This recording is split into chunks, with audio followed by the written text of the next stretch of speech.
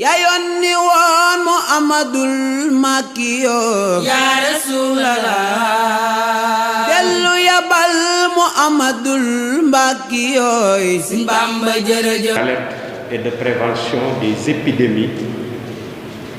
du Grand Magal de Touba édition 2020 bi doon la première fois ñuy liggéey muy kuréel boo xam ne fekk ak fagaru ba lépp luy feebar buy law ba ñu am place ci màggalu Touba léegi nag xam nga ren ci li xew ci jamono ji xew ci réew yëpp xew ci continent yëpp doon mbas mi gën naa amal solo taxawaayu kuréel bi te mënoon nañ ko dérouler parce que communauté bi moo ko doon dérouler yaakaar nañ ne mbas mi du mën a law ci Sénégal wala muy indi yeneen jafe-jafe beneen bi ñu ne woon aussi mbas mi rek du problème mu ñuy màggal si te loolu chiffres yi ñu am dinaa ci ñëw léegi dina ko wone yàlla def na ne mbas mi du woon le problème médical principal bi màggal nit ñi soxla woon nañ faju nu ñuy def bañ faju donc ñun ñu indi suñu stratégie indi ay ressources humaines am ay partenaires yoo xam ne bi ñu ko yëgee rek dañoo daal di jóg ne dañ ciy dugal seen loxo te ñooñu xamoon nañ lu bëri ci mbirum communication communautaire ci mbirum wër-gu-yaram ak si bu njëkk bi moo noon ñu fexe ba képp kuy màggal si mbirum mbas mi du la dugg muy réduction du risque de contamination par la Covid kooku moo doon le principal enjeu bu ñu xoolee résultats yi ñu ci am yaakaar naa ne c'est atteint yéen ñëpp yéen a ngi doon suivre loolu nag dama ci bëgg a joxe ay paramètres maanaam bu dee action yi ñu mëne marché wul woon li ñu mënoon xaar mooy une semaine après màggal ba tey jii di 15e jour bi les chiffres maladies yi nga xam ne Covid laal na leen dafa waroon di yokk tous les jours loolu mooy premier élément boo demee ba 8e rek parce que léegi xam nañ ne ci première semaine bi ci la contamination bi amee en général 5e 6e 7e jour nit ñi dañuy malade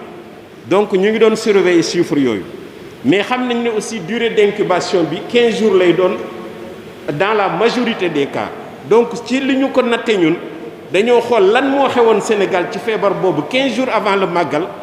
ak lan moo ci xew 15 jours après le màggal jëruñu 8 jours bien que 8 jours mënoon nañ ci prononcé wu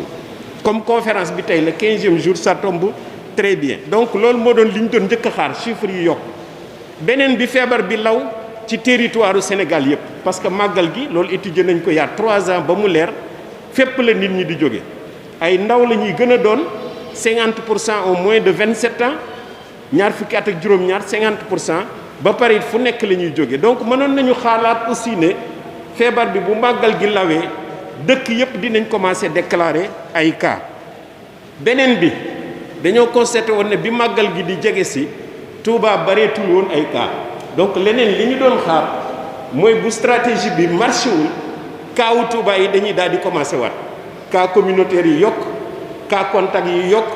cas grave yi yokk lu ñu ñaanuloon aussi décès yi yokk alors bi ñu xoolee nag loolu ñu natte ko noonu li ñu seetlu mooy dañoo encadré jouru màggal gi 14 jours avant 14 jours après chiffres yi boo ko xoolee rek xam ne loolu ñu doon xalaat yépp naan bu stratégie bi marché wul amul au contraire stratégie bi marché yaakaar nañu ne moo tax mu demee nii ci 16 592 tests yu ñu def 14 jours avant le màggal cas positif yi 408 la woon 15 jours après le màggal sur 13 368 tests 302 cas positifs la donc 408 14 jours avant 308 15 jours yi topp ci màggal nga jël cas communautaire yi parce que cas yooyu mooy difficulté bi kooku mooy refléter law-law bi 14 jours avant le màggal 232 ñaar téeméer fanweer ak ñaari cas 14 jours avant après màggal gi 163 donc mi ngi ci téeméer juróom-benn fukk ak ñett mu wàññeeku encore d'un tiers fële d'un quart la wàññeeku woon nga jël cas grave yi c'est important parce que épidémie bi li koy refléter aussi évolution ak sévérité am cas grave la ñu compter 205 15 jours avant le màggal mu doon 76 plutôt 14 jours après le màggal 205 14 jours avant après màggal 76 décès yi 10 décès 14 jours avant 7 décès donc li ñuy wax indicateur épidémiologique Covid bi ñoom ñëpp dañoo effondré wu dañoo baissé de manière significative 14 jours yu topp ci màggal loolu doy na pour tënk ne màggal gi entraîné wul